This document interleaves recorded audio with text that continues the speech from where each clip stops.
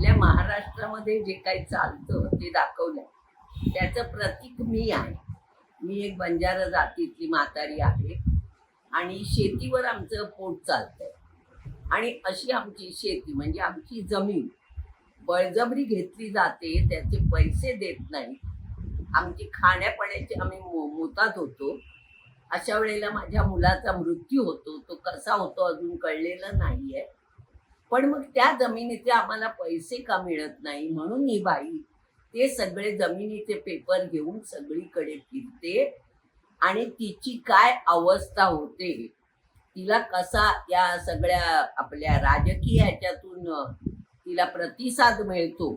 आता राजकीय म्हटल्यानंतर आपण आपलंच धरायचं नाही, हे भावनांचे खेळ आहे, माणसांची वृत्ती आहे, हे दाखवायचं आहे. म्हणून आपलं ते मिनिस्ट्री वगैरे दाखवलेली आहे. पण याच्यामध्ये कुणी आपल्याशी संबंध लावून घेऊ नये, ही माझी कळकळीची विनंती आहे.